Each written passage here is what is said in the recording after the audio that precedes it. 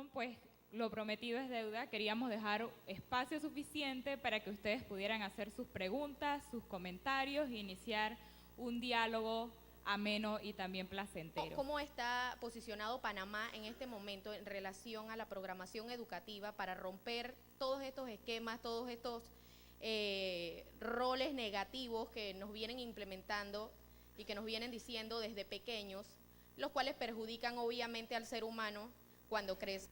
Ha sido una lucha permanente. El hecho de que nuestro país, hablando de Panamá, concretice una verdadera vocación de educación de tipo sexual en las escuelas. Y siempre las propuestas han ido en el tenor de educar sexualmente desde que los niños y niñas ingresan a los primeros niveles de educación. O sea, estamos hablando del jardín de infantes. De parte de muchas de las autoridades a veces escuchamos, me ha tocado escucharlo, por eso lo digo.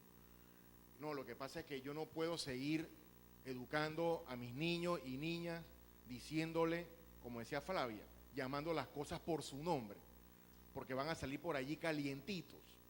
Y vemos que esa visión sigue persistiendo y sigue predominando. Y se ha ido poco a poco diluyendo la situación y prácticamente hoy en día tenemos una ausencia total de políticas en ese sentido, es lo que yo le pudiera decir.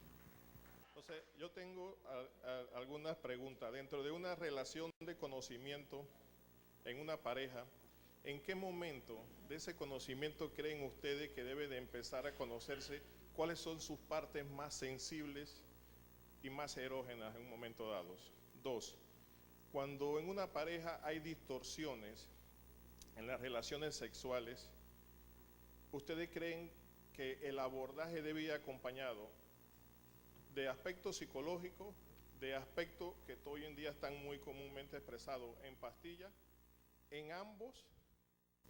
Les tengo buenas noticias. El reconocimiento es permanente, creativo y diferente en todas las etapas de la vida. Así que no pierda la capacidad de reconocer.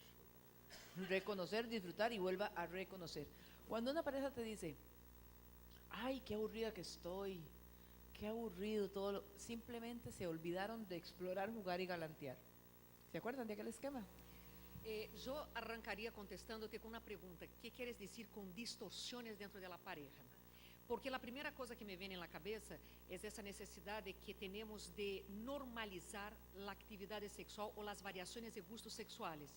Hasta hoy no crearon un manual de normalidades sexuales.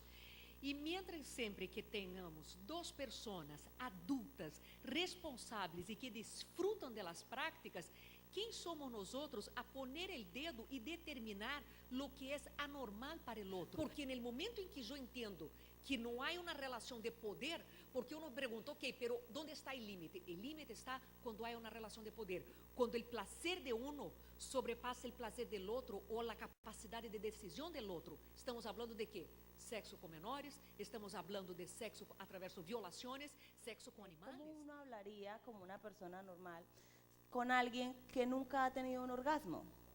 Y mi segunda pregunta es, ¿cómo uno habla de relación sexual, de cómo debemos progresar en la relación con un hombre que es machista? Si nosotros estamos dispuestos a intercambiar secreciones con la pareja, ¿cómo que no estamos dispuestos a intercambiar palabras? Eso siempre me aterra. Entonces, ¿cómo que las personas sienten vergüenza de compartir las palabras y sobre todo de decir las cosas del límite y hasta dónde quieren irse? Eso es un pensamiento machista. ¿Por qué? Porque seguimos con miedo de herir el ego del otro. Seguimos con miedo del abandono, que un hombre nos va a abandonar o una mujer. Entonces aquí tenemos que poner voz a las cosas positivas, voz a las cosas negativas, porque antes de todo hay que pensar en la propia salud mental. El orgasmo es un regalo, no es una meta.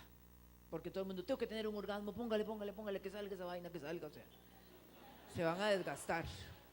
O sea, no. Hay orgasmos ordinarios y hay orgasmos tántricos. Cuando hay un hombre machista, simplemente hay que trabajar la vulnerabilidad y la ternura. Hay que trabajar el encuentro, hay que hablar de los miedos. No mires a un hombre machista, mira a una persona que está viviendo y sufriendo una condición, así como vos también la estás viviendo y sufriendo, porque las mujeres también perpetuamos el asunto nos conviene, porque cuando yo dejo de perpetuarlo, yo necesito asumir mi responsabilidad. ¿Qué pasa con aquellas parejas que tienen diferencia en cuanto a si el pene es grande, el chiquito, si la vagina puede o no? Directo. ¿Ves? Eso es importante porque eso va E não directo al importa o punto. tamanho do bastão del mago, importa a magia que o mago é capaz de fazer. Ou seja, a sexualidade não está concentrada no pene. Um homem que verdadeiramente lhe guste o sexo e queira ter prazer sexual é um homem que vai tratar de desfrutar do corpo e do momento lo máximo possível, que não vai a concentrar todo esse encontro sexual em solo os genitales, em solo em su pene.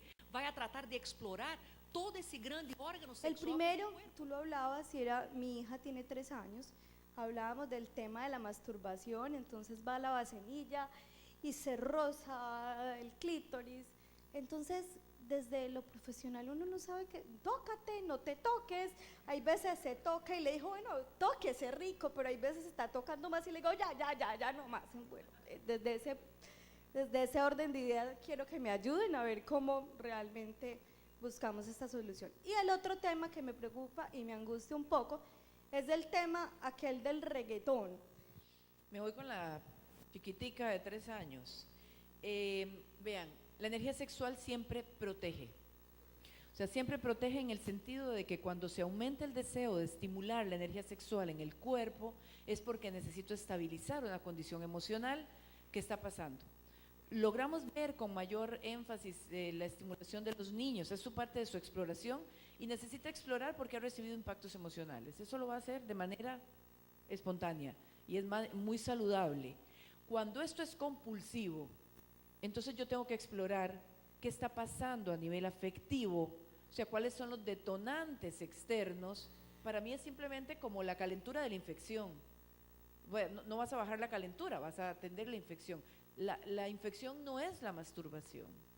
La infección está en una parte emocional, está muy aburrido, no tiene otras fuentes de placer, no tiene otros espacios de desarrollo, porque la energía sexual solo te estabiliza, te llena de endorfinas y te Bueno, calma. eu vou com o adolescente, porque eu também tenho adolescentes e passo com a mesma história também em Colômbia com o reggaeton. Veo que é uma preocupação generalizada de todos os papás de adolescentes, pero la verdad a mí no me asusta por el hecho que si nosotros miramos hacia atrás la historia, a cada tanto la sociedad tiene sus comportamientos transgresores. Si nosotros pensamos cuando empezó el rock and roll, que todos los papás de los entonces adolescentes creían que también se iban a enloquecer, tener sexo por el hecho que bailaban y movían las caderas y no ha pasado nada. A cada tanto la sociedad necesita, los adolescentes tienen que transgredir, los adolescentes tienen que destacarse de sus papás y encuentran maneras de llamar la atención de esa forma. Que si dentro de la pareja una de las partes no acepta este tipo de prácticas sexuales, ¿piensa usted que esto sería apertura para una infidelidad? Pero la fidelidad o la infidelidad no tiene nada que ver con las prácticas sexuales. Y yo sé, esa pregunta es clásica cuando el hombre le gusta el sexo anal y a la mujer no le gusta. Entonces dice, mamita, entonces si tú no quieres yo me hago por la calle. Eso es típico. Pero no es así, ahí ya está utilizando la relación de poder, ya está utilizando ¿qué? La perversión. Estoy obligando al otro a una práctica para mi goce, para mi placer, a través de ¿qué? El chantaje. Y ahí no hay amor. ¿Dónde está el amor en el chantaje? ¿Cómo usted cree que se pudiera manejar los problemas estos que existen ahora en los colegios sobre la parte de las adolescentes embarazadas? Que cuando hablamos de adolescentes embarazadas, por ejemplo, en Costa Rica sumamos las niñas y entonces le preguntamos a los varones cuántas veces se habían embarazado ellos. Y resultó 3 veces más que las niñas. Entonces, el embarazo en adolescentes y sobre todo cuando en alguna región es muy alto, la experiencia de campo nos ha dicho que tenemos que revisar las situaciones de vulnerabilidad, de abuso y de educación con perspectiva de género, incluyendo al varón, con respecto a sus prácticas sexuales de riesgo. Soluciones que han dado mucho éxito. Yo siempre les pregunto, ¿cuántas fuentes de placer tienen estos muchachos en este colegio? Díganme cuántos grupos de folclore, cuántos grupos de teatro, cuántos grupos deportivos, díganme cuántos espacios tienen ellos para sentirse competentes y exitosos. Muéstreme todo eso y va a ver cómo las conductas prácticas sexuales de riesgo disminuyen considerablemente.